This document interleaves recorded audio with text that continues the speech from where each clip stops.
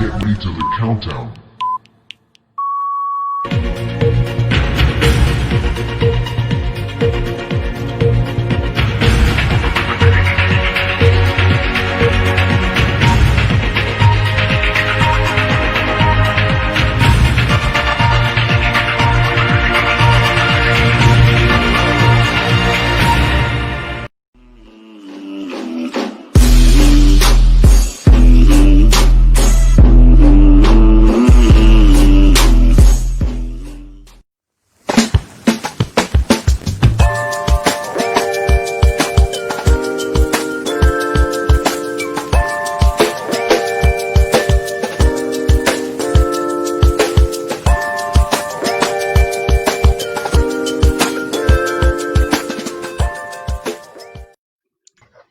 Hello, everyone. Thank you for joining us. We are live with Molly and Emma today. It's not the full glass table, but it's some of the glass table.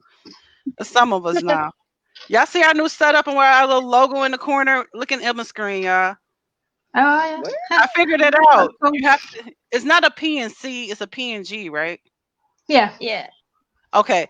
Yeah, it's a PNG that does that. Like clears off the background. You showed me that, Emma. Yes, yeah. Yeah. So I figured it out. So we got our little floating little stuff today. So we're streaming on my page today, on XJW Cafe page, the Glass Table page, and YouTube channel, and we should be streaming in your group. I'm hoping. If not, can we start sharing the streams to let everybody know that we're on?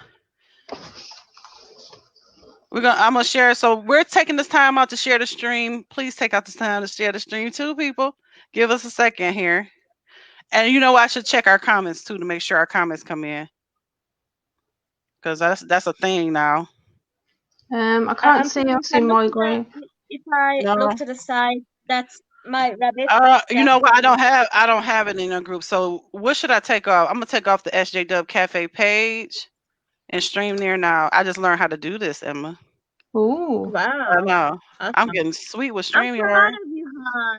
I know. Remember, I didn't know how to do none of this stuff, y'all. I'm super proud of you. So we'll remove that. And right in the middle of the stream, bam, there you go. You should see it now, Emma. It's going to cut off the very beginning, but it's going to start like right at the end. I mean, right now. It should start now. And so you guys, hey, Lester, what's going on? Lester saying hi. This is not our normal day. We were supposed to be taking a break. This is supposed to be our self-care break, but it's been more of a planning break. So we're in front of the, we just can't get enough of y'all. Is that what it is?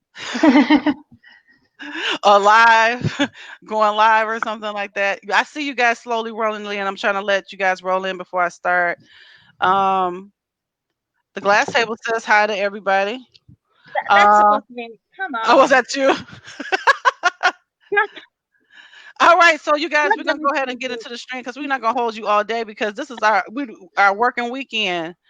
Let's start with, before we actually begin. Look, Emma, I had to make coffee today because I ran out of wine, but whatever. Oh, that's a shame. I got my cups, and we have new cups. Emma's working on. No, I haven't seen it. Oh, they got my skin color right too, and everything. I'm loving it. And then there's this one where it wraps all the way around the mug. Oh, no, that is sweet. I want both of them. Molly, we're going to go broke. we were... Stop making us broke by showing us your pigmented makeup. I know. And makeup and mugs. We can't get away from it. I'm always showing us makeup and mugs. Yeah. But I'm not just getting mugs, you know. I'm about to get a t-shirt. I'm gonna have my t-shirt. You've got an order. Hopefully. I see y'all rolling in. Keep on rolling in, and y'all can get your comments in early because we're gonna be talking a lot here. Hey, Mel. Oh, you don't have no Kingdom Hall jokes today? Or Circuit Assembly jokes or baptism jokes? Maybe he's run out. All right, so guys, we have a special guest here today. You know them. You should know him. If you don't, I don't know why you don't. One of them is actually going to be on our favorite YouTuber show because he's my pick as a favorite YouTuber, and he has the funniest memes on Instagram, y'all. I'm always, I'm not stealing your memes, Matt, but I'm stealing your memes. No, that's okay. Please spread the gospel of apostasy. I love it. Right, you just changed your handle on Twitter. Did I? It was Big Apostate Energy 2020. Oh yeah. I changed my name. I put it to Apostate Skywalker. Ain't that cool? I'm a big Star Wars nerd. So, there you go. There go Mel. Be modest and walking with your guy. I knew it was coming. Hey, you guys, you are new. We haven't seen you on the stream before here in Revolutionary in Minnesota. We're going to talk about that in a minute.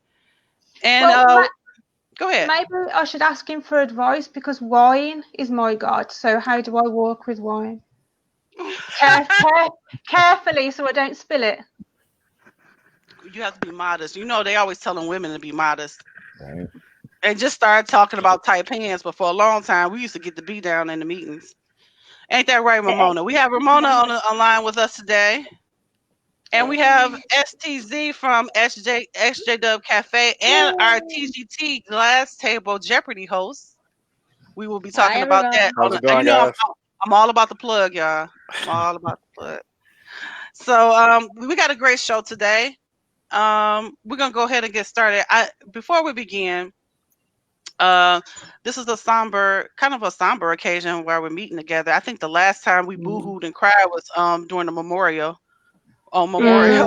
Yeah. That's the last time I remember having candles, which I'm about to have here. We're gonna have.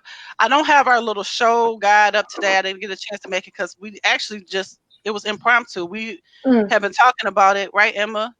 Among ourselves and crying and boohooing amongst ourselves. And Emma said, "Hey, why don't we just, why Emma? Why did you feel like it was important to you for us to kind of do this today?" Well, watching the lives for the last 3 days, literally made me so emotional. And then I thought maybe we should. I know we were supposed to have this weekend off, but I thought it was a really important subject to cover. Yeah. So I just, I was like, should we do it? Yeah. So yeah. And again, we were kind of working anyway, so don't feel like it was, but it's not putting us out the way because we're talking about it anyway. Everybody's talking about it. Everybody, right? Matt, you're in New York, right? So you are in the war of it all. And then Ramona, STZ, and we're in Michigan, so we on lockdown. Big Gretch, as we call her, she keep every time STZ try to go back to work, she be like, not yet. And we like, okay, we need some money now. Yeah. Did anybody see the picture of her with the buff glasses on that they finally got her? No, I didn't see that. Yeah, she took a picture. Well, it's actually a video she uploaded telling everybody to stay home, but she said she put the glasses on and then told everybody to stay home. I was like, all right, big Gretch. That they were fundraising to get her a pair of Cartier glasses. Oh, you people! Oh, really? I can't stand some people in some certain communities. Yeah. I would say that. I bought my T-shirt that say "I stand with that woman from Michigan." Oh yeah, that woman. Oh yeah, I got the T-shirt. I wish I had it here right now. Hey, I don't know who you are, Facebook user, but since you're on the live, he says or she says, it is so horrible to see everything going on back home. So I'm assuming you from one of the states that are affected, but let's talk about why you're a Facebook user. I get a chance to say that. StreamYard, or the application that we use, requires you to register your name with them. We're not asking you to do that. But if you want your name to show up on the screen, not with the mysterious man in the corner, and saying Facebook user, you'll want to register your name. So it'll show up like Mel, who trolls us with Jehovah's Witness tropes all day long on our lives. Anyway, that's for you, Mel. So the trending topic today is police brutality and the riots. So if you're looking at the ticker below, if you have any comments or you want to holler at us, just let us know in the comment section, or you can click the link to join us by audio or video. We kind of got a full house today. We'll try to get to as many people as we can. This person is saying you did register, maybe you didn't do it right. Sometimes it takes a time to kick in, and it might not kick in to the next time you join us. So make sure you join us next time. If it doesn't. Hey, Linda Carmel, who's joining us again. She joined us from the Makeup and Chat earlier. Hi, Linda. Nice to see you again. All right. It so might be that ahead. person I've just checked is from my group. So maybe because it's in my yes. group, it's closed. So maybe they have to come on. Is it which one's open to the public? The live, the glass table? The glass page? table or the So YouTube? if they come to the glass table or the YouTube page, that's open to the public. The live is, so then it should pick up their names then. I think it's because the group is closed. I forget about that. So if you are in a closed group, your comments won't show up for privacy reasons. So like Emma said, hit YouTube or go to our glass table page. We rather you go to the YouTube. We try to get our subscribers up, so that'd be cool. While you're there, and hit the notification bell. Hey Alvin, you gonna be nice to me today? Hey Alvin. Hi Alvin. Alvin is from the UK, right? Yes. Right. All right. So we got a full used to live in the US. Oh, you know what? I'm always trolling him, telling him to mind his business when he's talking about Trump because he ain't from here. I never knew that he was from the U.S. Okay, I'm sorry about that, Alvin. I'm still saying it because you don't live over here. So let's go ahead and get started. What Alvin's saying, y'all? I'm always nice. Yeah, okay. Emma has put together this show, y'all. I mean, we showed up, but Emma literally got all these clips together. Got all these pictures together. A lot of them I'm going to be seeing for the very first time. So I've actually, like I told you and Molly, I've been closing myself off from everything. Because I can't take another black man getting killed over this. And I wanted to have black men on the panel. That's why we have Matt and STZ. Because I tell STZ all the time. STZ will tell you, I fear for him leaving out the house all the time. I've always, even when we were dating, it was just always a thing. We would get stopped by the police. You know, remember that time we got stopped in Grosse Pointe?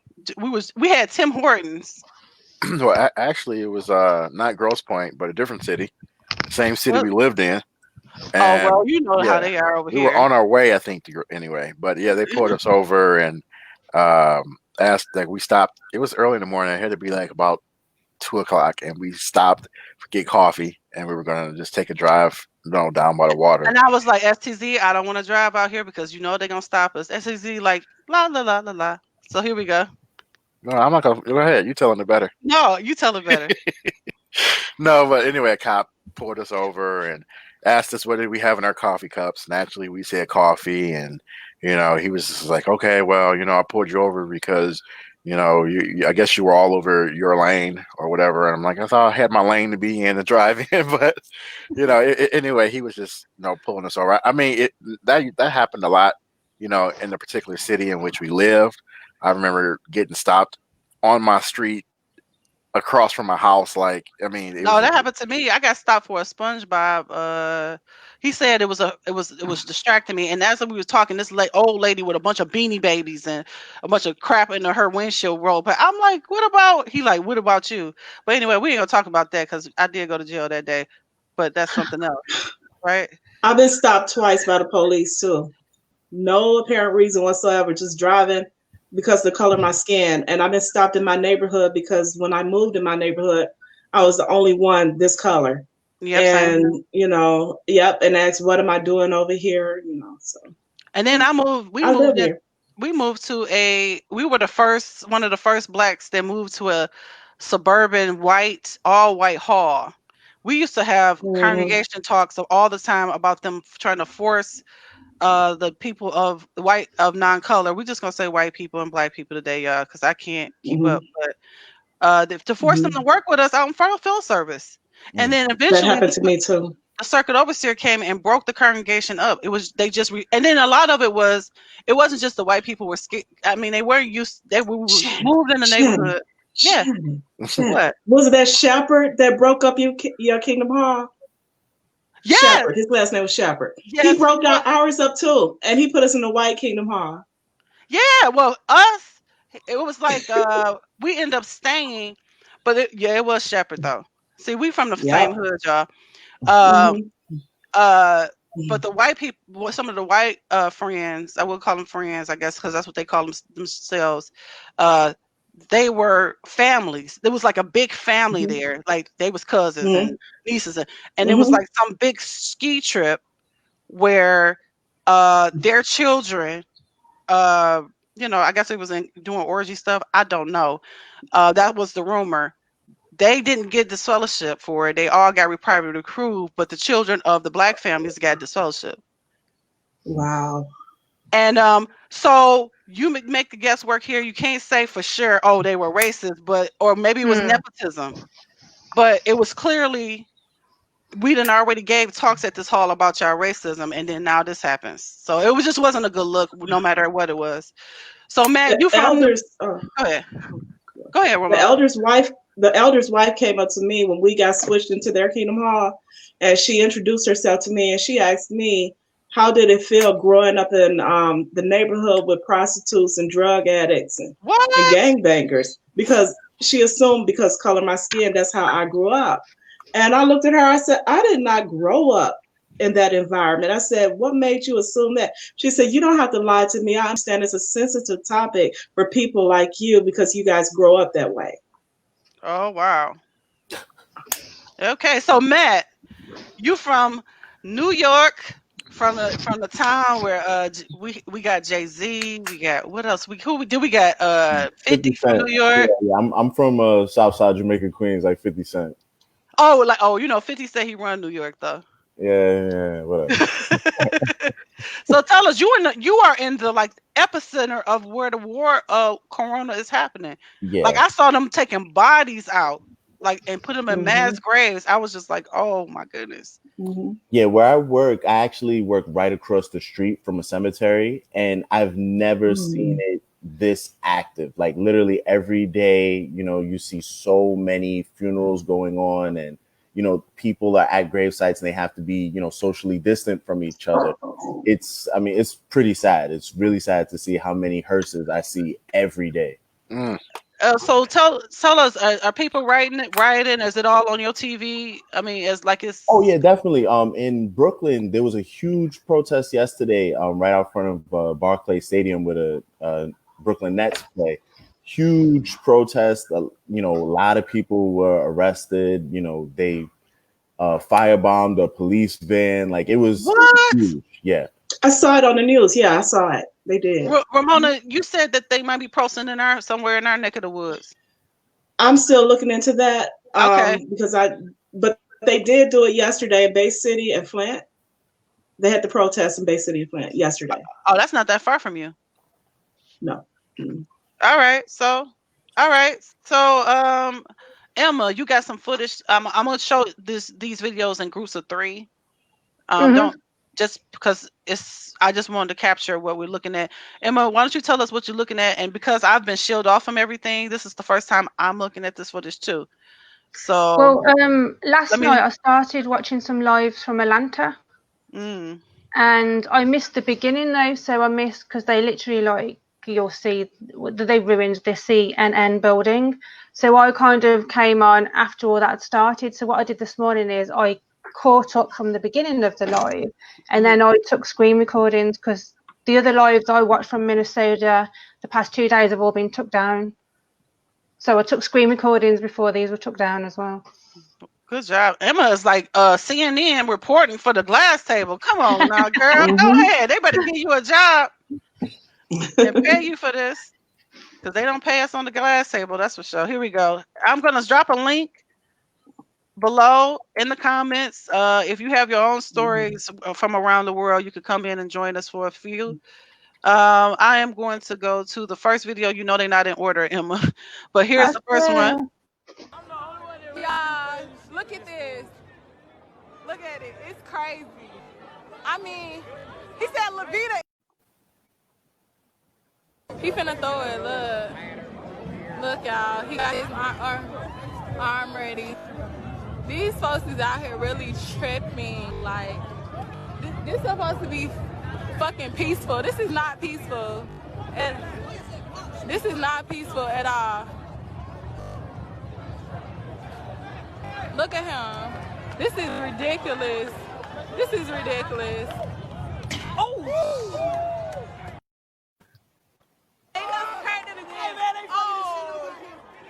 He said, I'm about to pull up. Oh! That's the CNN building. I have a question. Could I ask? Yeah, go ahead. Why were they protesting CNN when the reporter was from CNN that was arrested along with the crew? What was the CNN issue? reporter was arrested? Yeah. That's in the slideshow as well. He got arrested live on air. He had credentials. He had a show going on, and they still arrested him. For what? He was saying, "I will move back as far as you need me to," and just for being a person of color. Apparently, CNN has been putting out fake news, and that's why they turned on CNN. What is CNN? But it's not fake news. It's not fake news. CNN is not putting out fake news. Apparently they covered something up. I was trying to look into that earlier, that they hadn't been 100% honest, and that's why people got annoyed with them. No, that's you hearing the other side of the story that support Trump is the reason why they're saying CNN is. Because Trump does a different narrative for people overseas, but yeah, and you're hearing the wrong narrative. CNN has been reporting the news exactly as is. The reason why the CNN reporter was arrested was because he was a person of color, because there was another broadcaster who was not of color who were able to continue with their broadcast that were right next to this reporter. So this was personal. Mm-hmm. I hear that they're trying to incite some of this stuff, but some of like police officers and stuff. But I guess we'll get to the pictures as well. Yeah. Okay, well, I won't jump. And videos. Okay. So the videos. All right. I'm going to calm down right now. There was I'm sorry. I'm just jump in. There was a report of a business owner in Minneapolis, and he had like it was like a Middle Eastern restaurant called like Gandhi Mahal, and he had, before the riots even broke out, he had turned his restaurant into a shelter for those people who were displaced and whatever. But now during the riots, his building got burned down. And so when he found out about it, I'm going to read this quote. He said, "We won't lose hope. I'm grateful for our neighbors who did their job to best protect the restaurant as best they could. Don't worry about us. We'll rebuild and we'll recover. Let my building burn. Justice needs to be served." Wow. That's profound. See, that's somebody laying it out on the line. I don't know if y'all familiar or y'all remember the riots. Oh, well, I don't remember the riots because number one, I'm not that old. But I'm just referring to the 60 riots here in Detroit. They almost burned our city to the ground. And it's still remnants and shadows and ghosts from the riots here. And then now I was a little bit young to remember the Rodney King riots. I remember watching that all on TV when I was younger, and I just thought to myself, like, and that's when we remember when Rodney King got beat up, by the police. I was a teenager. Yeah. But unfortunately, like, that emotion is something that the news tries to convey, but they really can't convey that spirit that's going on in that area. Like, you can look on TV and you can see the destruction. Like, it looks needless and it looks like it's just people just out looting. But sometimes, and this goes back in history of a lot of riots, sometimes the only way to get people's attention, sometimes it's to destroy things that mean something to them. And I think that's what you see a lot of people sometimes, like the only way that, we can get your attention, that, the lives of our sons and the lives of our children matter, is to destroy a building. This building can be replaced one day. One day it will be replaced. Insurance will cover it. Something to happen. But the lives of, George Floyd, the lives of so many others, they're just gone. And until we can have a conversation, or we can get to a point where, people can be held accountable. Like, I read another article today, and it's mentioned how police officers have a built-in immunity almost in violating our civil rights. And in 1982, we kind of passed this into law to give them that ability to be able to just to infringe upon our rights if they feel as though they're protecting the rights of others. And I mean, it's going out of control. But go ahead, Matt. STZ makes a great point there, because a lot of times people will see the riots on television. They'll say, how can these people do these destructive things? But what a lot of people don't realize is these people know their communities. They know what these businesses do and don't do. Specifically, when we consider Minnesota, that Target that they burnt down was a Target that was well known for discriminating against Black people. And Target is Minnesota is the home of Target, Minneapolis. And at that specific Target store is where they test out a lot of their loss prevention things. That's what they call it. And they do a lot of discriminating against the impoverished in the neighborhood.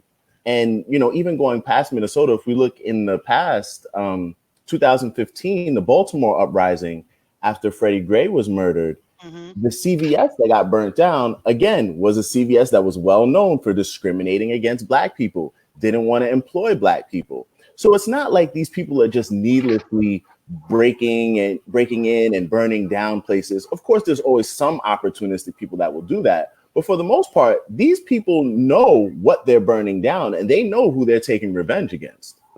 That's a good point, man. Can I also say that, and Ramona can attest to this, we had protesters, white protesters, going to a Capitol with guns and did not get messed with here. You know what I'm saying?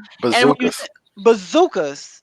And that if that was one of us, it would be a different story. We can't take a gun out on up to a Capitol building. Are you crazy? And then on top of that, to go back to what STZ saying, they was protesting because they want to go back to work. So we understand where to hit people when protesters, when this stuff happens, you hit them with their money, you hit them with the business, you burn on their money. Exactly. That's the only way they wanted haircuts. And they wanted haircuts.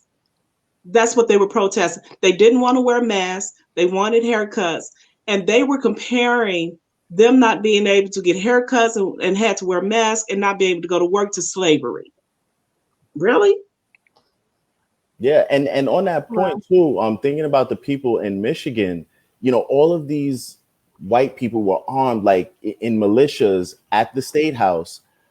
And as Spencer said, we all know what would happen if it was Black people. And that's why today I wore my Black Panther shirt, because in the 1960s in California, the Black Panthers came fully armed to the State House.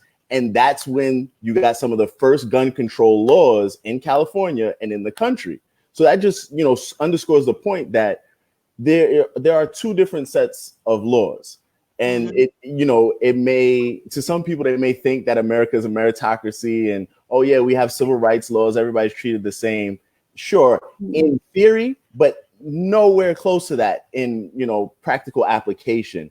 Black people are treated with a level of discrimination that is just blatantly obvious. And at this point, if you're denying it, you're clearly just being a bootlicker for the government. That's all it is. Or, this all lives matter. Please don't do no all lives matter today, because you will get booted. And let me tell you why. Me and my husband was talking about this earlier, or me and Ramona. I think it was me and you, Ramona. All lives have always mattered. All lives have always mattered. As long as it wasn't brown. Exactly. And I'm just gonna keep it real. A lot of people who are migrate here from other countries who are Black, because Black people just call you Black. You're not sons and daughters of slaves. So the history is different. You come over here and yes, you get treated just like us, but at the same time, they get a little upset about us using the N-word in our community. Other things, that they stand with, people of non-color on these issues. Oh yeah, you need to get up behind your bootstraps. Yeah, the Black Americans are lazy. All of the caricatures that you guys have been seeing for years and decades over screens that come over, from a long time. For a long time, they were calling us pickaninnies and Negroes and niggas, and not niggas, niggers with the hard R. In this country, and I can't tell you how many times I've been called that in my lifetime, and I don't live anywhere near the civil rights era that my grandfather, who stumped these streets and used to see people in Louisiana hanging from trees. Now, I didn't have that experience. I didn't have to walk through back doors. I've seen Black men hanging from trees because I was born in 1970, so it's right around when the civil rights was passed in 1964, and so I can remember as a little girl we were headed to Arkansas because that's where I'm from. And on our way to Arkansas, there was a Black man hanging from a tree who had been hung and burned. And I heard my mom told me to lay down in the back seat, but I'd already seen it, because she didn't want me traumatized. I was a young girl at that point.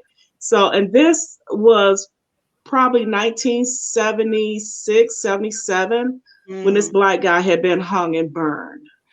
Could I say, STZ, do you remember that exhibit that we went to in the African American History Museum here? It was an exhibit here called Without Sanctuary.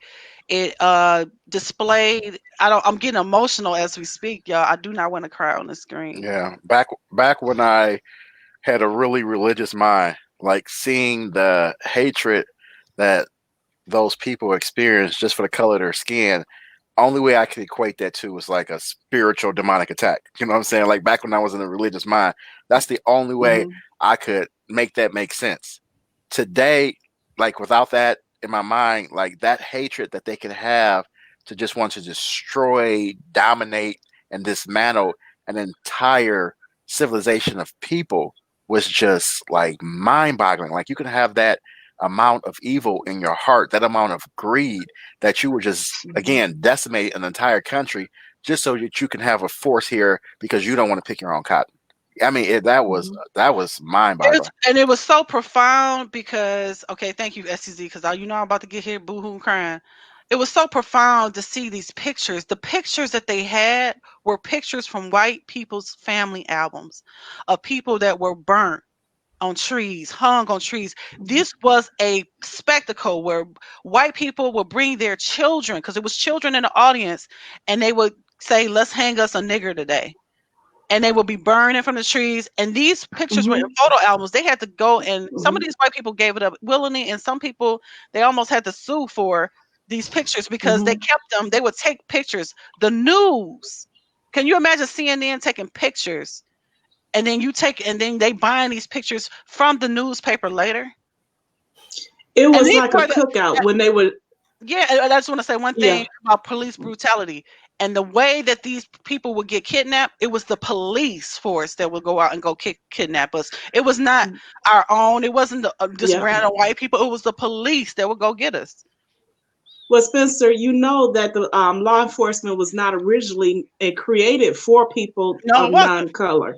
It was created specifically during slavery in order to do exactly this: go arrest the Black people, charge them with false crimes, and then have the hangings. They will put those posters on throughout trees and everything in order to invite everybody to a hanging. So law enforcement from the very beginning was in order to terrorize the Black people. They wanted to get rid of us because when we were no longer working for free, they wanted us gone, and they still do. Right. Can I just say something you mentioned not long ago about the All Lives Matter? Now, I'm going to say here, a few years ago, I was saying that because I was uneducated. And then somebody said to me, look up systematic racism. And I was like, what's that?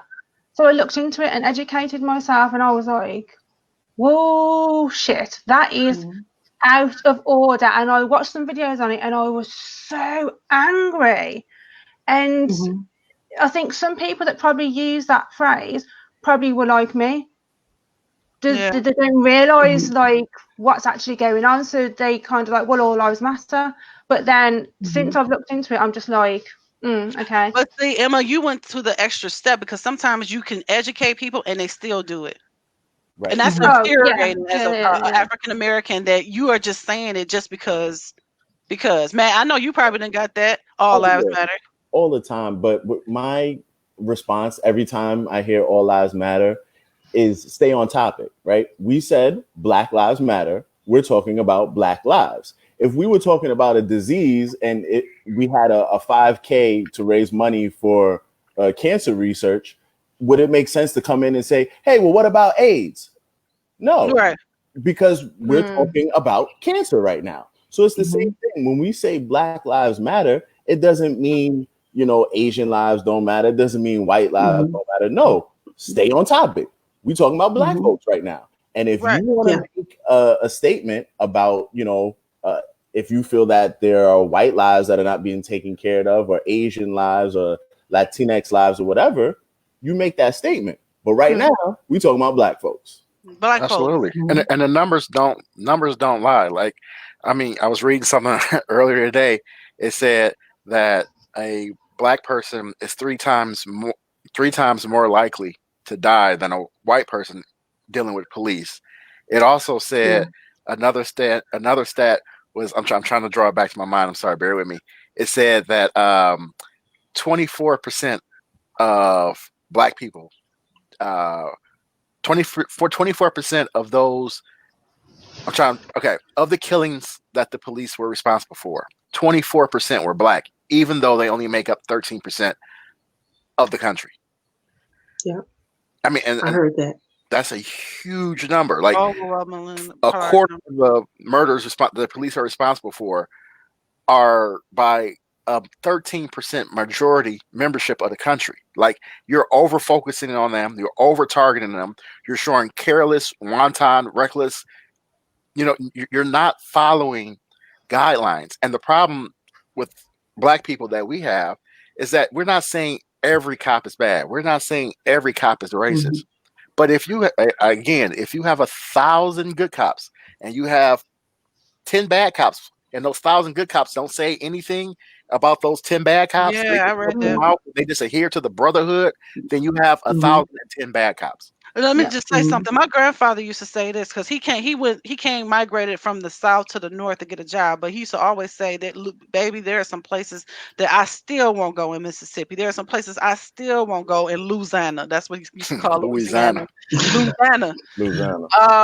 But he used to tell me some of these cops, they in the blue coats, used to call them the boys in blue. He said the boys in blue then took off the blue coats and they then put on the white sheets. That's all they've done. And I think when you have that racism that close, that civil rights movement that close to your era, like our grandparents are still traumatized from that era. My grandfather still to this, rest in peace, even though he was a civil rights activist and a political activist here and well known here. He still would not feel comfortable walking through foreign doors. And when he would see a white person, it was yes, sir, yes, ma'am. But then when they would leave, of course, he would talk about it. But that's what Black people will have to do. We used to have to say yes, sir, and yes, ma'am to even a white person that was a child. You know what I'm saying? We had to yes, sir, and yes, ma'am, and then talk about them later, because that was what we used to do on the plantations. Anyway, so I got a few other videos that we're gonna show. We can talk about this all night, y'all.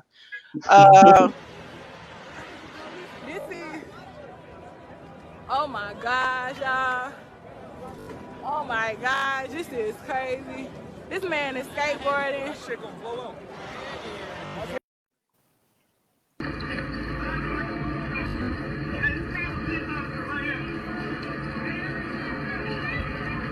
You can hear someone say, "Hey, this guy's a police officer right here."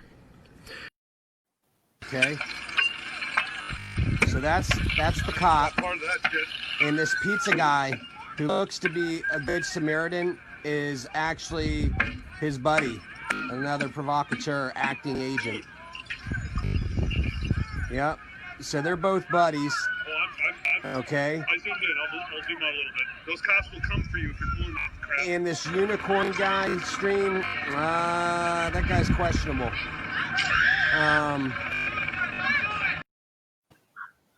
Was that an AutoZone? Yeah, looks like it. All right. Y'all, look at this. Look at it. It's crazy. I mean, he said Levita.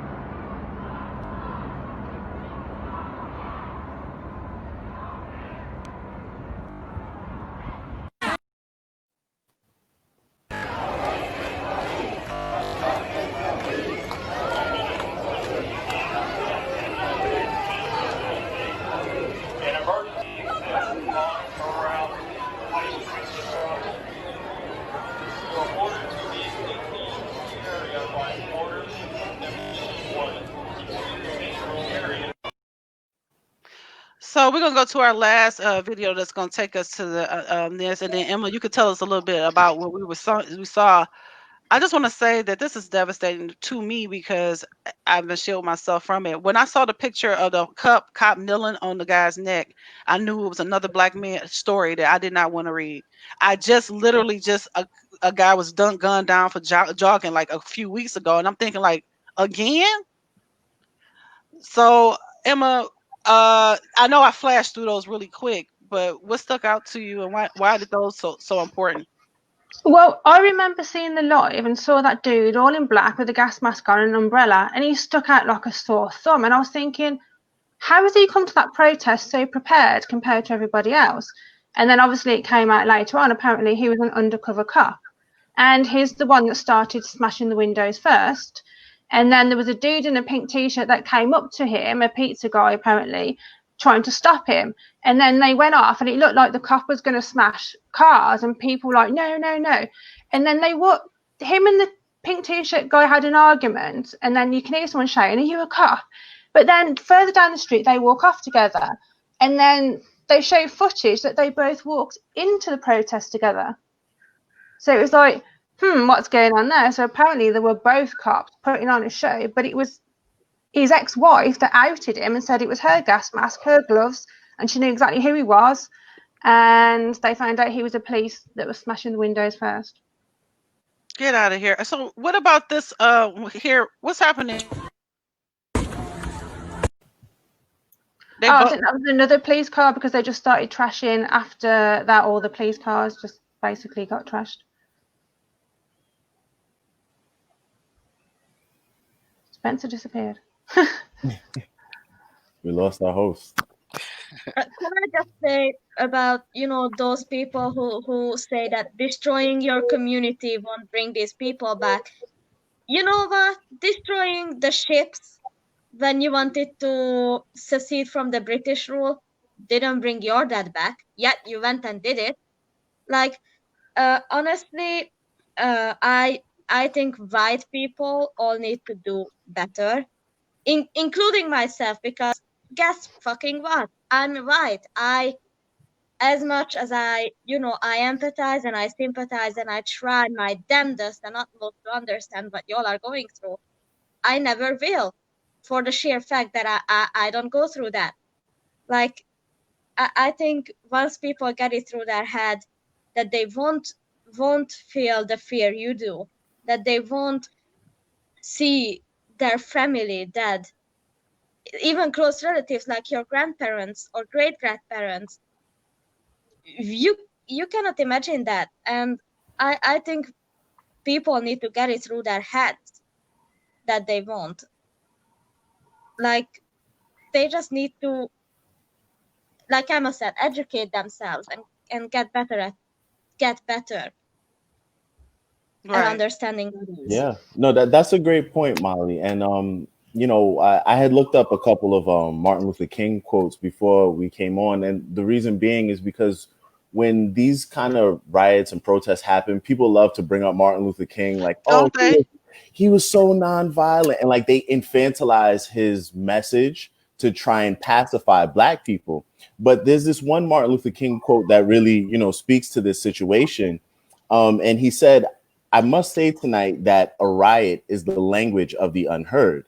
And what is it that America has failed to hear? It has failed to hear that the promises of freedom and justice have not been met. It has failed to hear that large segments of white society are more concerned about tranquility and the status quo than about justice and humanity. So a lot of people, they think of Martin Luther King as just some docile preacher who was all about peace and turn the other cheek. But Martin Luther King was a lot more radical than people, like to paint him to be.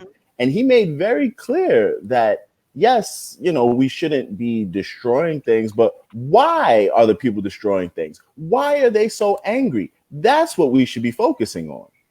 Right. At this point in the stream, we're going to look at a news clip and then that Emma got together for us. But before we want to let we do that, actually, I can't talk, y'all. Before we do that, I want to thank you so much, STZ, for coming on here. Thanks for having me, guys. Enjoyed it. sharing your thoughts here. Please come back. I know you're supposed to host the Glass Table Jeopardy game for us, which I hope we're getting our questions in because I plan to win. Definitely looking forward to it. Make sure you guys, submit those questions so we can go ahead and get that going. All right. So thank you so much. And did you have any last words before you went? No, just generally, like we said, as far as the riots and stuff going on. I mean, they say when you tear up your own stuff, it's what's known as stupid tax. And sometimes you can see it in a relationship where one, spouse may get mad at another one and may tear up their stuff or do something. And sometimes it's the most basic response that you can have when you feel unheard, when you feel undervalued. And as a people, Black people in this country, that's been made apparent. That's been made that clear that our lives in some circles are completely undervalued.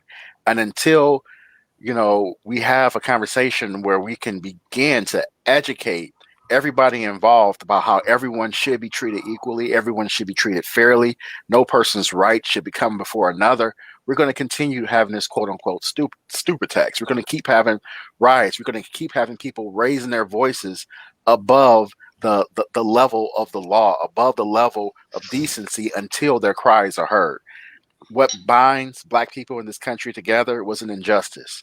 What sometimes binds the overprivileged in this country is, that mentality that they're greater than. So until these two halves come together, we're going to unfortunately keep having situations arise that are happening, all around the world.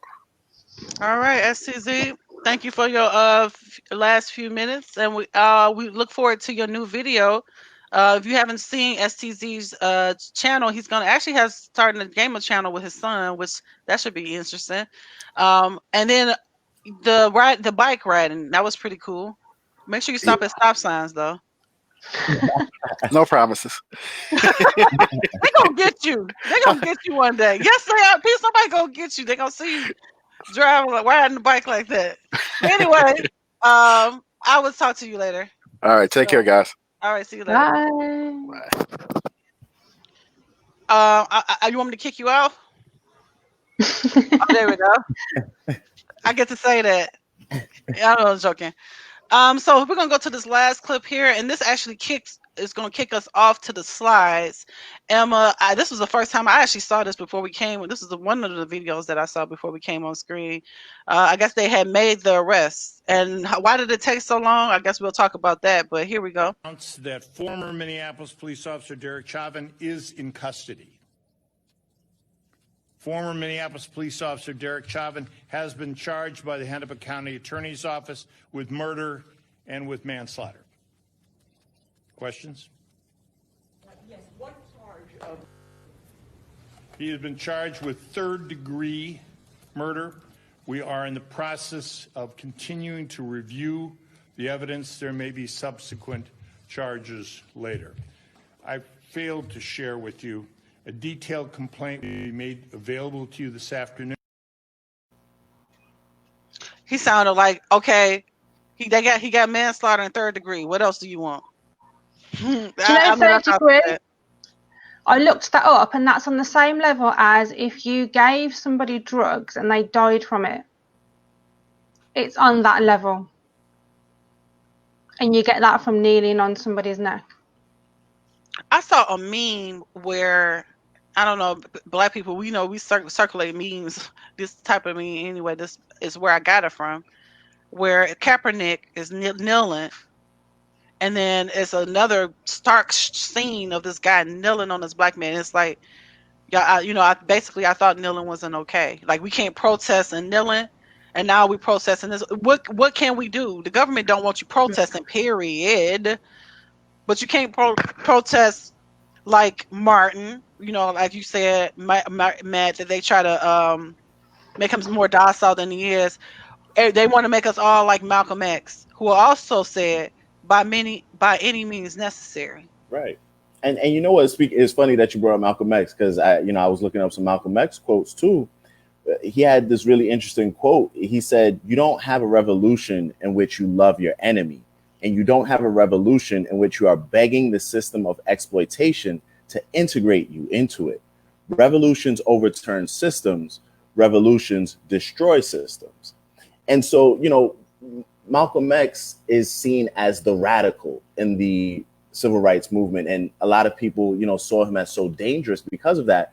But there's so much sense in that statement. You can't beg your oppressor, hey, please, treat me right, treat me right. It doesn't work like that because they clearly don't care. I mean, as you discussed, Spencer and Ramona, our grandparents have been dealing with this for ages. Our ancestors going back, for centuries have been dealing with this, and the oppressor hasn't let up. So the time for asking, hey, please be nice to us. Sorry, I'm done with that. I'm not going to feel bad about places being looted and rioted if a guy kneeling on someone's neck can't even be considered first-degree murder. Sorry. Hey, but listen to this though, Matt. I forgot that quick. Anyway, maybe I should stop doing off-screen activities. How about this? So speaking of off-screen activities and people knowing I do off-screen activities, Ramona, we talked about earlier about Kaepernick. Why do some white people just cannot stand him? Stand this dude. He's not Malcolm X by any means, but he's getting painted like that. That's okay. You and I spoke about this, and my neighbor, he came under one of my comments, and he wanted to bring up him and said that the only reason why he was kneeling was for his own selfish motives in order to bolster himself out in the front and make money off of this. And I'm like, are you freaking serious? This man lost his job completely. No one would hire this man. This man has been called everything but the child of God. But you telling me he did this for selfish motives in order to prop himself up and elevate himself, but yet number 45 and go over here and call this man a son of a bitch, and say that, disparaging things about people like him, saying what they need to be shot and everything. Right. And it's okay for number 45 to say this about somebody protesting about police brutality. This is where white people in America will take a narrative and twist it into something it is not. Because Kaepernick, his protest was never about his own selfish motive. It was to draw attention to why should we as Black people put our hands over our hearts and say, our country 'tis a thee, a sweet land of liberty, when we are not liberated in America. We are prisoners. Because if we go outside that house every time we leave our home, it could be a death sentence by those who are in blue, who said they serve and protect us. No. And I don't care if you're a Black man or a Black woman. We all are scared. And because, go ahead, that's a good point. It's funny, everyone now, the people who are opposed, they're like, oh, well, they're rioting, they're looting, this is terrible, they should be nonviolent. What was Kaepernick's protest? Nonviolent. Nonviolent. He was silent, nonviolent, all he did was take a knee. But now, hey, we need to be nonviolent, we need to silently protest. But when Kaepernick did that, that's the problem. And Matt, doesn't our Constitution gives us a right to civil protest, nonviolent protest? Wasn't that what he was doing, was nonviolent protest? But this man lost his job for his nonviolent protest. They found some way to get rid of him. And not only lose his job, but they made it where he couldn't get a job nowhere else in the NFL. How about that? And then when he went to go try out, remember? The little fake out tryout that they had, and then they go say, "Oh, the NFL tried to spin this narrative. Oh, we tried to throw you a freaking bone here," and he looking like, "I don't have to. After all this time, I don't have to. I'll do my own thing." So I think he did his own little workout and whatever. Maybe it was a slight troll, but at this point, this man don't have to. Maybe the protest is working because I felt you got people like Jay-Z. Who are always looking for to make some money in the situation, linking up with NFL, and that's a different. There you go. A different day to try to pacify those you know, who Mm-hmm. that's a different conversation. How about that? Right. So we got people go ahead, Matt. Oh no, I just wanted to say, just to wrap it up on Kaepernick, you know, people are so offended because they love the flag, they love police, and you know, they love this traditional idea of what America is. But Kaepernick, even in the beginning of his protest, he was sitting down during the national anthem.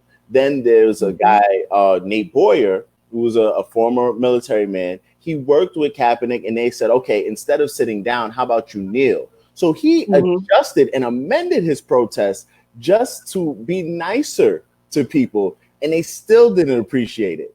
You know, if you love the flag so much, if you love America so much, you should love First Amendment rights to protest.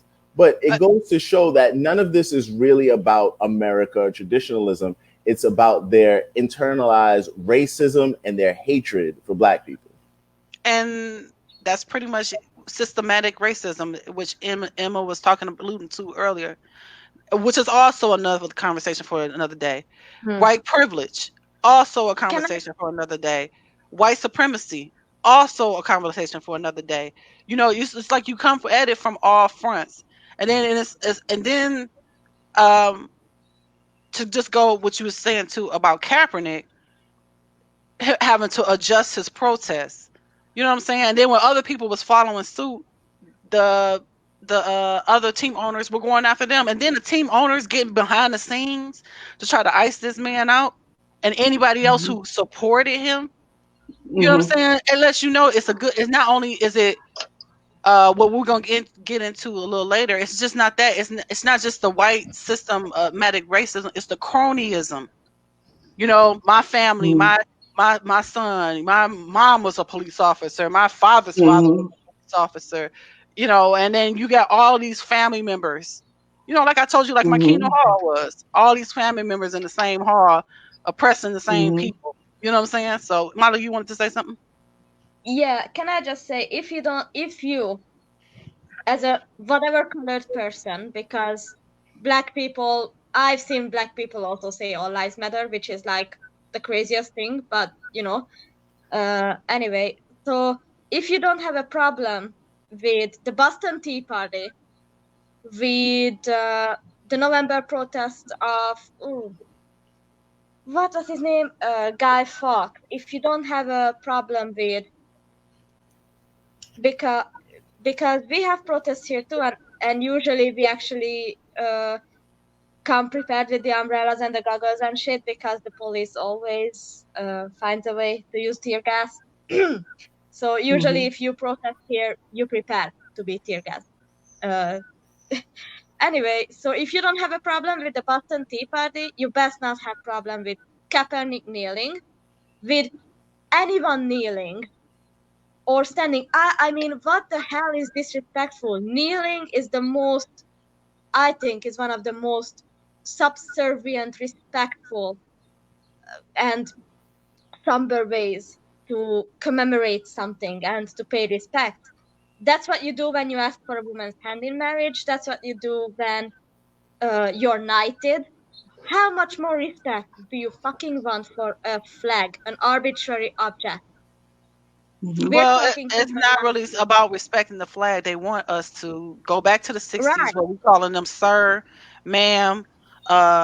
You know, some of them, when I say them, I mean the races. I'm not talking about white people, because Black people, you know, there's a conversation about whether or not Black people can be racist, but we obviously, like Matt said, we're going to stick to the subject today. Right, so let's go ahead and go to some of these scenes. Emma, you have for us. Let me see if I can set this up real quick.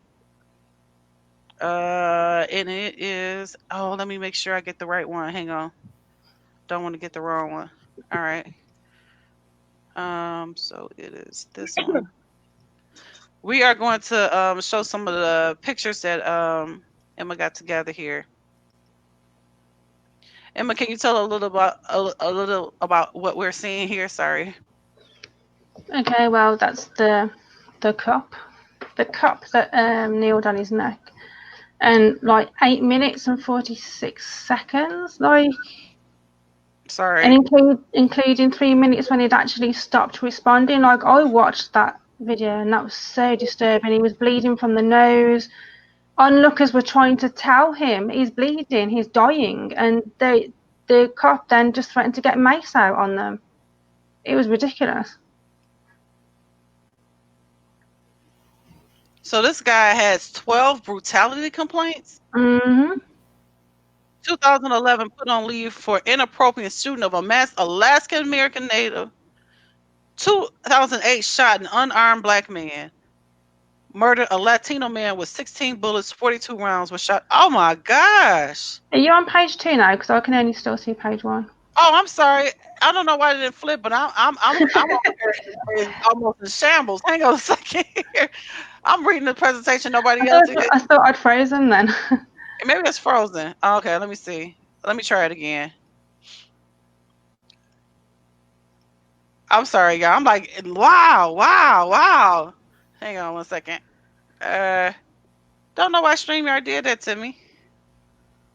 I guess they heard the complaints about them being slow these days. Oh yeah, and remember you told me that I need to shut up about that, right? I'm sorry, I don't mean to take away from the seriousness of this situation. Is this it here? Do you see it now? The second one, yeah. Okay, here we go.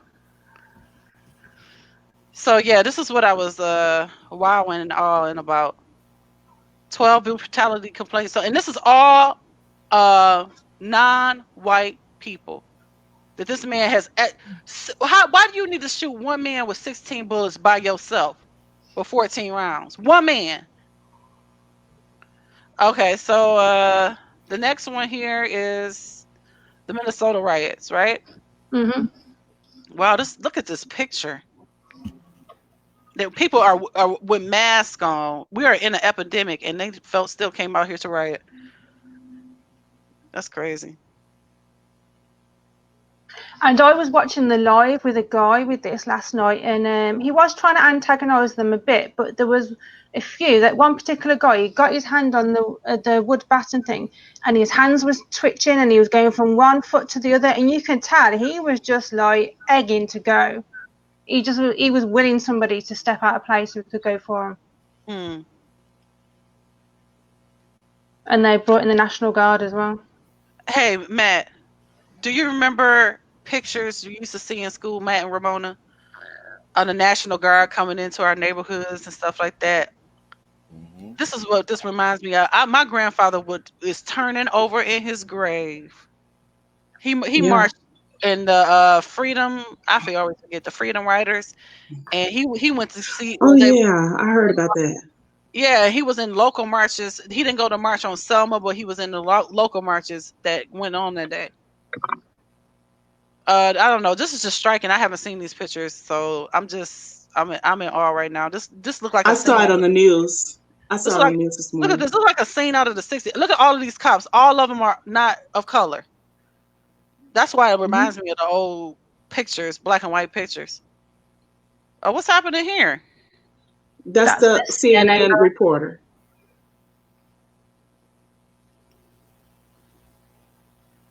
Oh, this is what you were talking about, Emma? Oh, is he busting the window right here? Yeah, he's the one that started smashing that auto place first. It says, holy shit, the cop who started vandalizing was outed by people who knew him. The ex-wife, right? Wow. It says, got shot to death, was turned out to be a business owner. Oh, it hasn't saved the text properly. Yeah. Why is this man taking a mannequin? That's what I... On the live, they were saying to start with that they'd broke into the shops and they'd nicked loads of them plastic trolleys to make a barricade because they said they'd come armed and the police were shooting at them, so they got a barricade first. Oh, okay. Apparently, the man with the mannequin may have needed a date for the night or something. I know, that's right. They got drawers all on the floor, y'all. They ain't clean. They just... All right. Question. Because AutoZone. Sorry. Why am I so concerned about AutoZone? I don't know. It's just shocking to me. But I watched another live after this last night, and a guy was driving through the town, and people have been putting signs on their buildings saying "black owned," we support Black Lives Matter, because they're obviously all terrified that they're going to get all their businesses burnt down. Right. Wow, this is crazy to Emma, see this. Emma, in the UK, do your police officers have guns? I'm just curious. No, they have tasers. Okay. It's probably rare at like an airport they'll have a gun, but it's normally batons and tasers. Yeah. I remember when Charlie Hebdo, when the Charlie Hebdo thing was happening.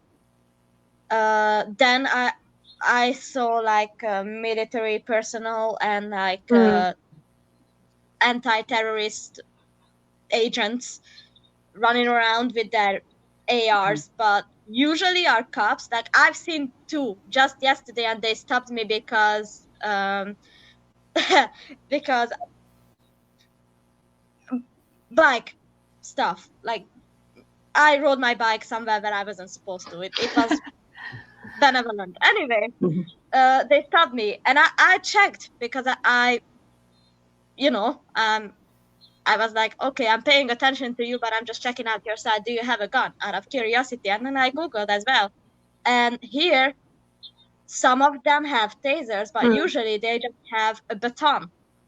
That's it, a baton. And we have armed response team though.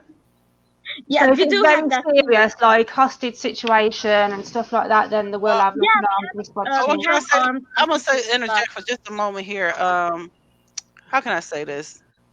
A baton ain't gonna work in Detroit. I'll tell you that right now. Because they got more guns than the police. Yeah. So we just got different. America is different. Yeah, I'm just. Yeah, no, I'm just saying, but yeah, in some of urban neighborhoods, they have more guns than the police, and some of them are not legal. So, I mean, you would think like batons and stuff like that. They come in batons, and they'll get laughed out of the hood if they. And pepper spray. I think they use that quite a lot. Pepper spray. Right. Pepper spray goes Right, they come in. They need guns. But at the same time, I just want to talk about the terror, and I wanted to talk about this when Simon was here and he had to go, Matt. So why don't you? I get terror when we get stopped because I'm afraid for my husband. Do you do like us? Are you always looking in the rearview mirror? Always. For cops. Always. I mean, I when I drive, I normally put on the Waze app because it tells you where the police are. And I'm always very cautious. You know, when I see a police car, I make sure I slow down. I'm under the speed limit, you know, just so I don't have any issues whatsoever. Because I was just saying to someone in a Facebook comment the other day, you know, a lot of people think that you have to look suspicious for a cop to bother you. That's not true. Because I used to be a fully decked out Jehovah's Witness in a suit and tie, and the police would stop me, you know, pull me over, question me. You know, I'm clearly not looking any kinds of dangerous, but I used to get hassled by police all the time. So the reason why I asked you that too, because I mean, as a Black woman, you know, you get that too, but not on the level of a Black man, because we have to send our men out of here. And I just want to get this thing that I've been hearing from people who are not Black people, and I'm going to make a extra difference here. Black people who were sons and daughters of slaves here. When you say things like, "Oh, well, you should have just complied," no, you don't have to comply with somebody that we don't know chasing us down, trying to act like they're the police. Because this is when Trayvon's case, and I don't know the other guy who got chased down as a jogger. Ahmad, what's his name? Ahmad he had a Muslim, Ahmad Arbery. Yeah, but here's the thing: back in the day, any white person could stop you and say, "Hey, nigger, where are you going?" And you would have to say, "Yes, sir. Yes, ma'am." You know, to any white person. And as some of these people, some of the white people who are racist, they still have that mindset because we used to walk in back doors and used to do this. They still feel like that when they stop you, you need to answer. Yeah. And we don't. We don't have to these Barney Fives and Keystone Cop caper cops and want to be Batmans, jumping on people like they vigilante superheroes or something like that, trying to save the white neighborhood from the black people jogging. I don't know. Whatever it is y'all got going on, we don't have to comply. Spencer, you can tell when you walk into because here blacks are minority here where I live. So if I walk into a restaurant or somewhere where it's predominantly whites, like only about 2 miles from me, there's a ice cream place called Fuzzy's. And this was one time when I was on field service and we were working the neighborhood. So we stopped in Fuzzy's, which is an ice cream shop, and they sell hamburgers and everything to get something. And we were black. We walked in there. Everybody's head turned. They looked at us like they were ready to hang us on a stake. And I told the sister that I was working with, I'm like, there's no way I'm buying anything from here. I fear for my life. I could tell I didn't belong. Hey, me and my husband, there's still places here because even though our area is becoming more integrated, there's just certain places I can tell how they look. I'm not going in there, and I'm not going to even say. But I know that I'm not the only black person that does that. So the Atlanta riots. Wow, this picture is stunning because it looks like there are black people on both sides of the aisle here because Atlanta is a mecca center for black people, businesses and everything. I'm just hoping we're not about to see some stuff getting burnt down. But anyway, we might be. So Emma, you want to tell us a little bit about what we're looking at here? Oh my goodness. Emma, can you hear me? I think she's on mute. Sorry, I was still on mute. Yeah, that first picture was the CNN building. Oh, let me see if I can go back. Oh, it was slide 12 or 11? Yeah, that was a lineup because they were like smashing all the windows and that. But as you said, there was some people of color in the lineup in the Atlanta and Minnesota. So obviously they were getting talkings to from the protesters. Right. Wow, they graffitied up the CNN. Yeah. They were smashing all the windows. They completely trashed it. You see these people right here? Is that safe? Is that it right there? Or it might have been. I've probably not deleted the last blank slide now. No. You're fine. I'm rushing trying to get it done. No, but what's crazy is I have some friends, we are a university town where I live, and I'm not naming my town because it's a small town and I am no one to know whose son and daughter I am without reason. So anyway, we have a lot of minority students who come here especially to learn to become doctors. And you would think that it's a noble thing to do, which of course it praise the doctors and nurses and all the essential workers, still keep the world running. A round of applause for them, for real. And I have a friend, and he's from Iran originally, and he used to be a practicing Muslim, but by the time he got here, he wasn't anymore. And we met through school, and he wound up having to go to an unknown part of town for him, and he saw 3 cops walking. So he stopped them and said, yo, can you help me? Where's the bus stop? And they dragged him to the police station and kept him overnight because he asked where the bus stop is. Now, guess what? What's funny is the only thing he did, have a hooked nose and a skin that could look like a tan white person and the frizzy hair. He doesn't even look Middle Eastern, really, like his nose does, and maybe his hair if you're really stereotypical and racist. But all he did was speak in English. The 3 cops. And the sad thing about it is that racism is universal. And yeah, Mamona, and speaking to that, I'll just say here, racist white people if you're not white, you're black, you Negro. I don't care. They don't care if you're Muslim. They don't care if you Arab. They don't care if you're nothing. If you're black, you're black. Mm-hmm. You know what I'm saying? I just read an article in the New York Times about this was before all this happened, about how Italians became white in America. Did you know that Italians used to get called nigger as well? Yeah. I didn't know that. Yeah. So at some point in America, because they started making money and building up their communities, it talked about how and this was actually not a person of not a color who actually wrote this article, talked about how Jews and Italians became white in America because at some point they weren't. But I just like to also say, even though people who come over from overseas don't have the black experience, because they look black, they get treated like us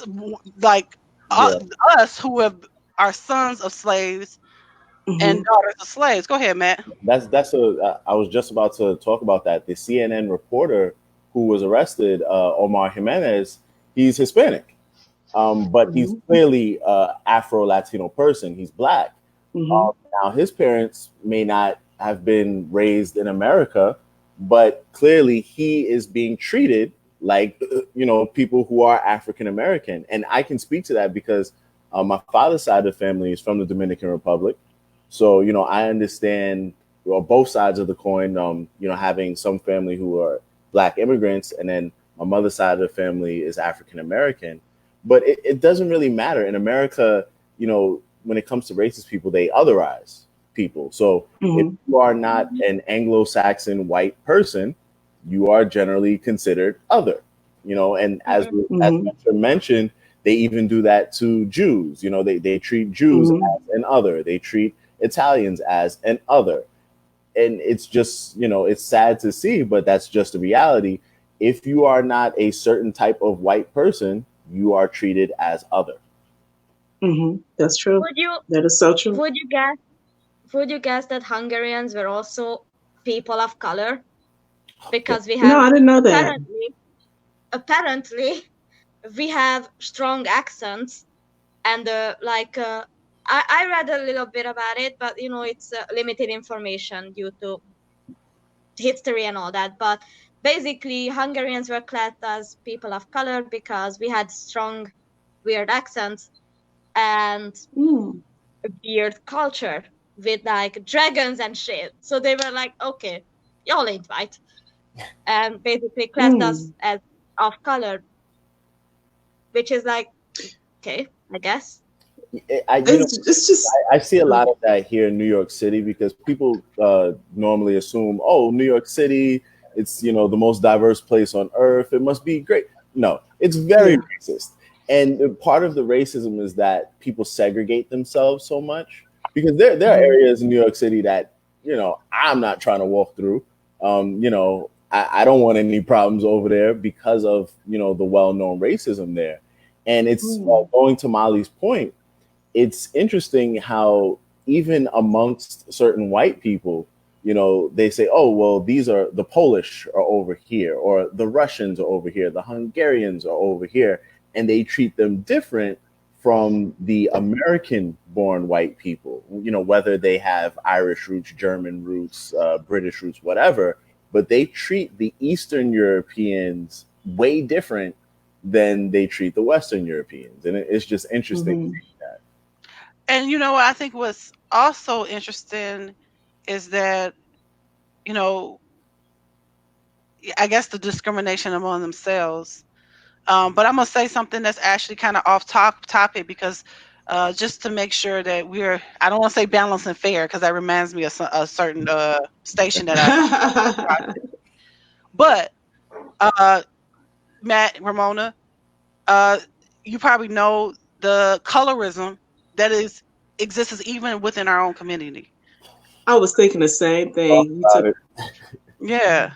So we, even if our shades are closer to the white, because at some point I'm not gonna get brother man on you, but I just want to get a little history because I know I have they call me what they call me, Shanna X. I'm not Shanna X. I wish. I would say that you know, in the time, because this is important, because we have a multi-platform where there are people all over the country, all over the world, and they just don't know the history of slavery here in America. Systemic racism here in America because of the slavery of them kidnapping us and bringing us over here. When there were plantations here, and there's some, you can still visit them here in the South. Interesting to talk to some tour guides, both black and white, when white people go visit the plantations down south versus black people, because they have more fonder memories. And one tour guide said, the white person said, do we really have to hear about slavery? Can we just hear about the cotton gins? As if picking cotton and slavery don't even go together. But anyway, when the houses, they used to call the master's house the big house. And when slave masters or owners, of course, black people didn't have control over their own bodies. They would rape black women. No consent, obviously, at all. Mistreat them or Look at whatever. the color of my skin. This is a product of slavery. Yes. And so the white children, or the mixed biracial children that look white, could stay in the big house with the master and his children, even though they had slave quarters. But the darker skinned children would have to go out and work in the fields. So that's where you get the term house Negro. A lot of, I mean, I'm not gonna go too deep because there's a debate on, you know, whether that came from us or whether it came from those who enslaved us. But in any event, those who look more white were more appreciated and more represented in our community. Even when we start getting into film, they will only put lighter skinned blacks. Girl, this, you know what? Y'all don't know if y'all remember this, because I don't even want. I'm gonna come back from memory lane, because you know, I remember this movie called Imitation of Life. Yep. Okay, very so well. I watch it all the time, and it may still make me cry when the So back then, some of the lighter skinned blacks had more film roles and stuff like that, and then they would tell you that the darker skinned black used to have to play maids and servants and stuff like that. So to make a long story short, the slaves, because of the institutionalized racism, and those were all the images that they saw, and because the lighter skinned blacks would get treated better, ate the better food, was closer to the master, would call these people house Negroes or Uncle Tom. Again, there's also a debate on whether or not Uncle Tom actually originated with us or originated somewhere else. So the colorism is generational, even today. Yeah, absolutely. I can speak to that because, you know, as I mentioned, my mother's family is African American, but my father's family is from the Dominican Republic.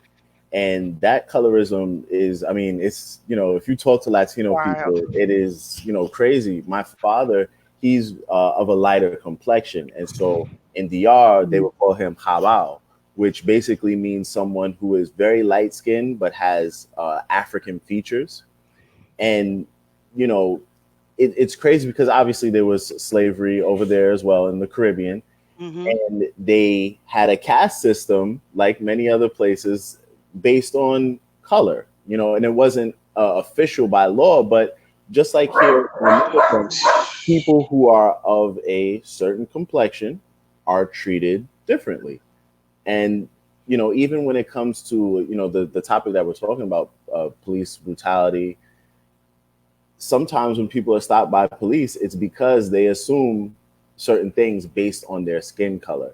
People who are black but are considered more racially ambiguous may not have the stories that some darker skinned black people do when it comes to dealing with the police, because police may not assume the things that they would assume of the average black person, because they say, oh, well, they're lighter. They may not be black. They may be of some other ethnicity or some other race. But darker skinned people often talk about, you know, how they are treated worse in many different ways, but specifically speaking to police brutality. I like to say that my mom is a dark-skinned black and hates dark-skinned blacks. It's because she grew up in an era where she got picked on. My mother had really pretty long ebony hair that flowed all the way down her back, beautiful ebony skin. But she grew up in an era where she saw Lena Hornes and Whitley Gilbert. I don't want to say she's not in the same caliber, but you get what I'm saying. These type of characters on TV, and she thought beauty look like that. And so she would be nicer to her lighter skinned children.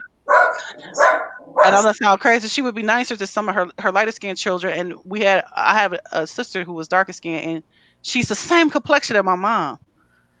And it will bug her half of that. So colorism is now reaching overseas, because now if you look at some of these documentaries, a lot of filmmakers are documenting the fact that even Jamaicans, the Jamaicans have been on the front of this, are lightening their skin to the point it is killing them, because they want to be white. They want to, and it's only lightening their faces and their hands.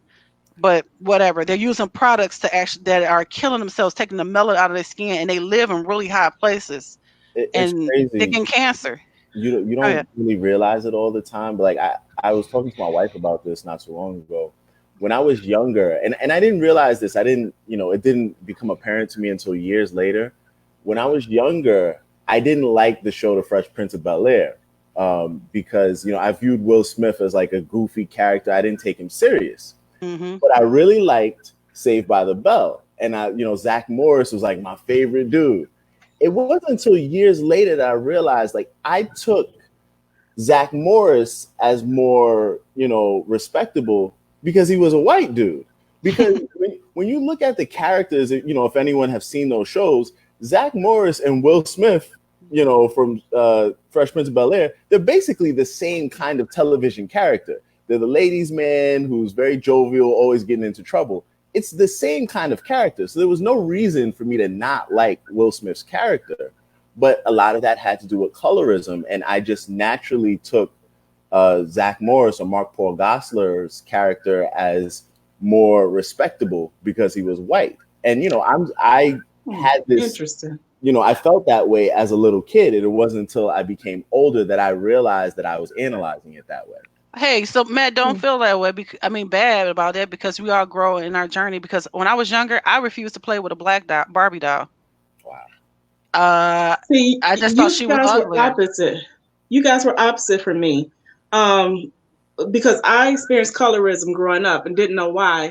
Because the darker skinned people wanted to beat me up, So, and I wanted to be accepted, and I thought the darker skin was the most beautiful, and I wanted to be darker.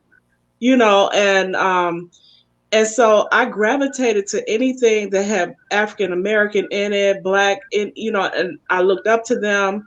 I admired them, because it was like I felt I was lost because I didn't like the color of my skin, and people wouldn't realize I was called the house nigger. I worked in the prosecutor's office, and we would get people calling up there, and there was another girl who worked with me. She was even lighter than me, and we would be those two house niggers out front. We got this.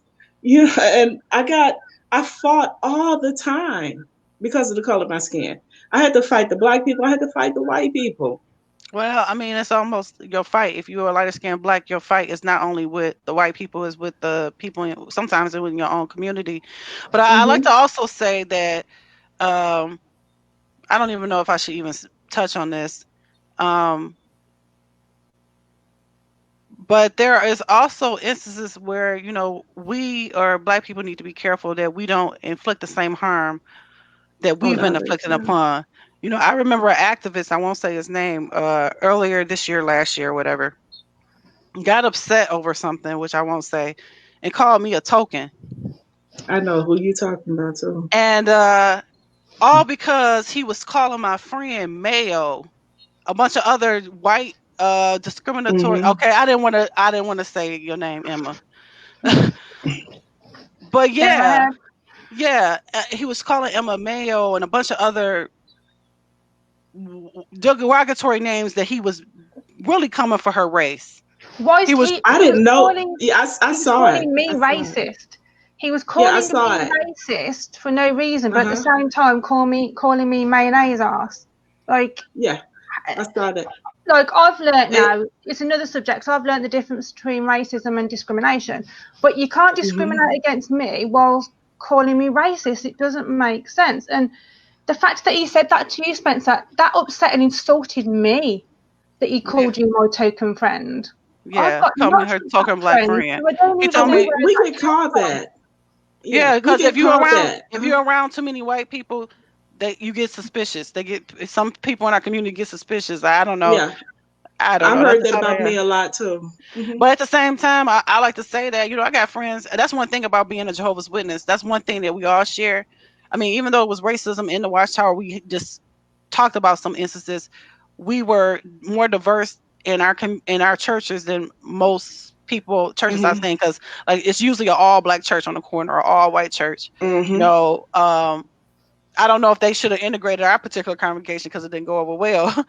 But I can only imagine, here in America, people don't really notice some white Jehovah's Witnesses, but the congregations were segregated here in America. There were black congregations in the South, and then there were white congregations in the South. I've had ex-JWs in my group tell me that they wasn't allowed to give talks in certain congregations because they were black. Yeah. Well, I spoke.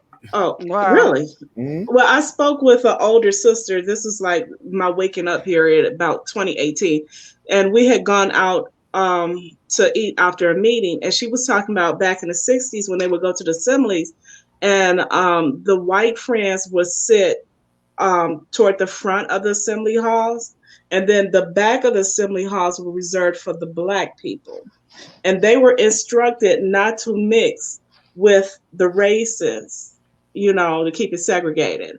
And this is true. But I was shocked to hear this because I wasn't, born during her time. But I do remember them giving a talk one time when it came to interracial marriages and relationships. And it was in the publications asking us to basically stick to our own race when it comes to marriage, saying that it'll cause a lot of social issues, and in order to keep from experiencing certain things, we should basically marry our own. And this Watchtower was in the 90s when they were talking about this. Hey, y'all, you know what? Ramona and Matt, y'all gonna have to come back because the Glass Table is doing a special episode. But no, I mean to say that I'm out the plug, girl. I'm not cutting you off. We're having an episode called "Racism in the Watchtower" during Black History Month, which is around my birthday. I got stories for days. Well, we're gonna talk about it. We're gonna keep it all the way real. So we are going to move to the portion. I'm up for it. Okay, please come back. Go ahead, Emma. One of my best friends and her younger sister, who I grew up with, were Jamaican, and I'm glad that I never saw anyone be racist to them because, I would not have stood for that, at all. And it's shocking the stories I've heard since leaving. Yeah, I mean, I guess we'll talk about it. That is a conversation to have. So make sure y'all come back for that. But I want to move to the portion because we're at 1.5 hours in our stream, and I know we can talk about this all day. We have some pictures that Emma put together as a visual for the person in question here. I don't want to say in question because it sounds like so police forcey, but I don't know I can't say. I don't remember his name. I mean, Molly, before we move on to that, you want to say something real quick? Yeah. So I wanted to say about colorism because basically my mother, her best friends, my sister, everyone in my family, every female other than me tans their skin, which is cool. That's cool. Tan your skin if you want to. I wish I could tan because I think I'm super pale, and sometimes that makes me look unhealthy. I had that comment many times that you look sick. Are you okay? Are you okay? And it can get a bit annoying. So, but whatever. And yet they tan, and my mother is about the color Spencer is. She's that tan, fake tan, obviously. And yet they are racist towards the big minority that we have here is gypsies, and basically they are white, but the only difference is they have some catchwords that Hungarians don't really use unless you're poorly educated or something, And I don't see how the beauty industry, and Spencer and I have been having conversations about that, how pigmentation in makeup and the beauty industry representation of because darker the when it becomes blackface, I think that's where we're going with this. Was when you using our color and misappropriating our color for clout. Whether you are doing it for Halloween, let me just say this, Molly. Whether you're doing it for blackface for Halloween, none of it's ever. Let me just say this to people, my white brothers and sisters. It's never appropriate for you to ever wear blackface in any setting whatsoever. And none of this. Well, why can't we? Blah blah blah. And what? No. It's never appropriate.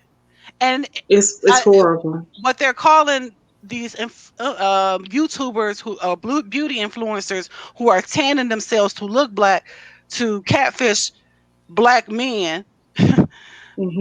That's what they're addressing. Some people, like with me, cultural misappropriation is a big topic because you can culturally misappropriate. Is that the word?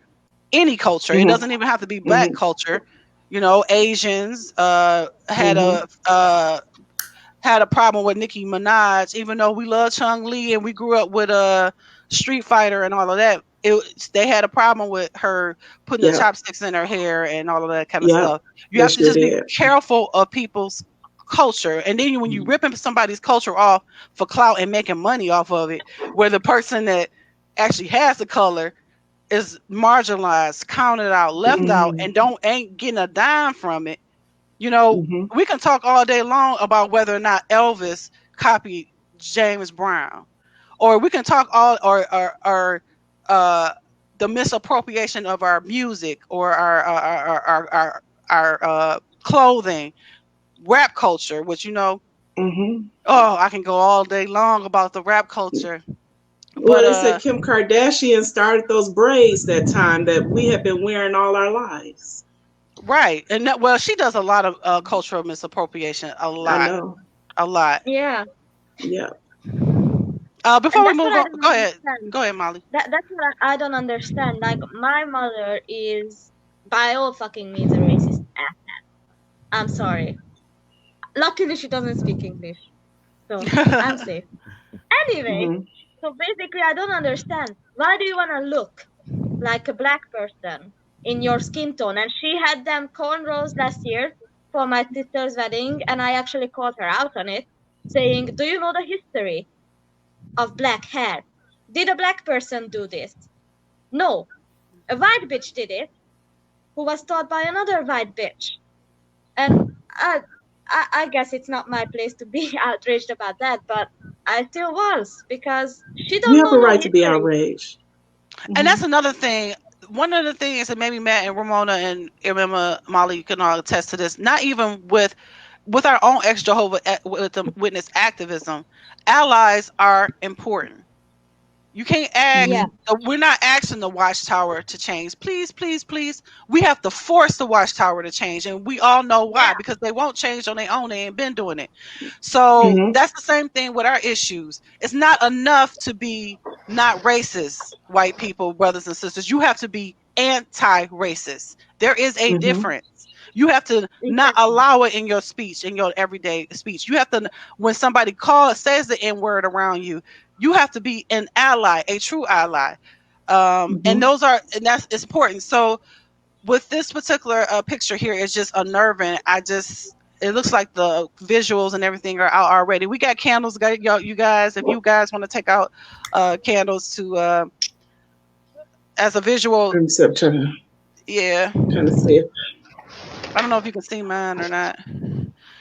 And we're just gonna in silence. We're just gonna go through the pictures here. So give me one moment here.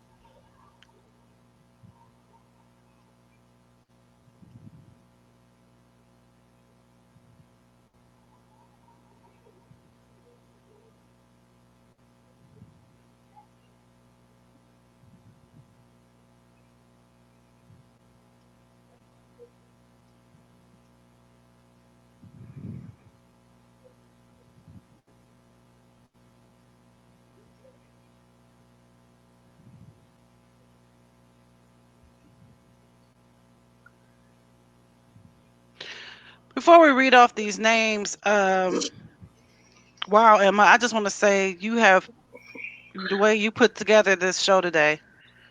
I just want to thank you. You hit every high note. I'm fighting back tears right now. I was because just this making could be my honestly. son. This could be my husband. It could be Matt. It could be somebody Ramona know. It can be any of us on this panel because it's not just black people out here protesting it. It's white people out here too that's outraged, who are allies. So, Emma, I'm not gonna get through these names, so I'm gonna ask you to read them all. I'll try. I'm sorry if I butcher any names. I'm really sorry. Okay, so unarmed and dead. Trayvon Martin, Keith Scott, Atiana Jefferson, Jonathan Farrell, Jordan Edwards, Stefan Clark, Amadou Diallo, Renisha McBride, Tamir Rice, Sean Bell, Walter Scott, Philando Castile, Ayana Jones, Terence Crutcher, Elton Sterling, Freddie Gray, John Crawford, Michael Brown, Jordan Davis, Sandra Bland, Bothan Jean, Oscar Grant, Corey Jones, Ahmed Aubrey. I think. Sorry, give me a moment here. Y'all, we cry at the glass table, Matt. We cry at the glass table. I'm sorry. That's all right. All right. It's not your typical round table. That's a good thing. Let that emotion out. Oh my God. It's really hard to see these names, y'all. It's really hard to see these names. What saddens me is this is 2020. Yes. We can't catch a break. Not even in a pandemic, y'all. Not even in a pandemic. You look at some of those names. You know, I remember Amadou Diallo here in New York City. I remember Sean Bell being killed. I remember. Oh my God, I remember Sean Bell. They shot him so many times, y'all. Yeah. It was the night before his wedding. Right, exactly. And, you know, some of these people who are named here, they were killed, you know, years ago. And as Ramona mentioned, it's 2020 and we're still hearing about this in the same manner over and well, over. The thing is that I posted this on my page. Being black in America shouldn't equal a death sentence. It shouldn't. Bothan Jean, a few months ago, he was sat in his own apartment eating ice cream. And we still don't know what happened to Sandra Bland. She was in that jail cell. I'm sorry, y'all. You know, look, I'm going to try to keep it together here. It's 2020 and we're still dealing with this, y'all. And these pictures that we saw today look like something out of the 60s. So I don't want to hear, we elected a black president. Racism. I mean, you elected a black... Go ahead. It's open season. It's open season on black people. You know, it's just like we're considered, our lives don't matter. We walk out and if somebody's in a bad mood that day and they see us, they carry guns and they shoot us for the color of our skin. Sandra Bland, when you mentioned her, that broke my heart. This woman got arrested for no reason and they took her photo, her mugshot while she was dead. They propped her up and opened her eyes and you could see the death. That could be me. That could be you, Spencer. Just driving down the road and end up losing your life. And this is an educated woman. We are educated. We are contributing to our societies we live in. Just because of the color of my skin, I am not a thug when I drive in my car, when I walk in the grocery store. I remember being in Payless Shoe Store, which is out of business now, thank goodness. I'm in Payless Shoe Store. being followed down every aisle I go because the girl thought I want to steal a pair of cheap shoes till I called her out on it. I made more money than she did. I had a better job than she did. But yet she looked at me as if I'm going to steal a $7 pair of shoes. Oh, they'll follow you in the store in a minute. I had to check a store owner the other day. This black kid came in there with a backpack on, put a backpack at the door because, you know, they had this long list, anything that you wear, basically black people, of stuff that you can't wear before you go in the store. You can't wear hoodies. You can't wear this. You can this stuff black people wear. This man could not take his eye off this little boy trying to get some bag of chips to serve me. So I said, why are you following you? When this white guy walked in here, you did not go. I said, you don't have to go through all of that because I saw what you did. I see what you're doing. And it takes us to speak up and speak out. You know what I'm saying? To check people, because a lot of them don't have a lot of context, especially immigrants, of our experience here. And they work in our neighborhoods. They take our money and treat us just as bad. So we have to, you know, demand more, you know what I'm saying? And ask more. And it's not that we're not doing that already. Hopefully change will happen. Maybe I'm hoping, I know my parents said this 30 years from now, that the world won't be a dangerous place for people that look like me. So on that note, we're going to actually end our stream. We want to thank everybody for joining us. We went through all of you comments. Thank you, Linda, who has been commenting all day since I've been reading them. Yes. The UK she said we're standing together with you all. We thank you for all of those allies, all of those who are out there. Thank you, Matt and Ramona, for joining us on the glass table today. You guys are going to come back for the racism episode in February, right? Because I done already got you to hold you to it on screen, on live. Don't make me play back the tape. Matt, you'll be with us next week on the favorite YouTubers. So if you want to see more of Matt, he's going to be joining Victoria Glasso from UK. Also, and we might get a special guest. I'm not going to give it away because if they don't come, I don't want y'all to say why they didn't. Y'all be satisfied with people. No, I'm just joking. That we have on the glass table. And also, if you want to be guests, it's really easy. We have a guest book now. Emma, you want to tell them a little bit about how we arrange it? It's new, but if you go ahead. Yeah, if you go onto our events that we're putting out, you can schedule or I think it's appear as a guest or something, or book. I can't remember how it words it, but if you click on that button, you can book it and then we can make sure that you're definitely gonna come on as a guest. Yes. So I want to hug Molly. Molly got so much pain in her eyes. I just wish I could reach out and hug her. Molly, let's give Molly a virtual hug, y'all. Virtual hug, Molly. I want to hug you all because. Wait, how you do that hard? There we go. Mine look like a pork chop. I have been since Trump got elected, and legitimately, I have Black Muslim friends in the U.S. who were exchange students with me, who slept in my bed, and I am terrified for their lives every fucking day. And yours, we love you, Molly. We love you because your lives matter. And it shouldn't be said that yes, just because now I'm saying Black lives matter, it doesn't detract from the fact that brown and everything in between lives also matter. But just for a second, please step outside of that ego of yours and just say Black lives matter. We are talking about Black people for a second here. I feel you, Molly. I've got cousins that are half Jamaican, and I always dread that anything would ever happen to them because of the colour of the skin. And they've got children with multiracial as well, and it's just like, it's crazy. Thank you. So you guys, we're going to sign off. I'm going to ask that you guys don't click off real quick because I want to talk to y'all backstage. And we saying backstage because the application calls it backstage. It's not like we think you Oprah child. Okay, so it's just what they call it. We call it that too. So we're going to sign off and say bye to everybody. See you later. Thanks for joining us.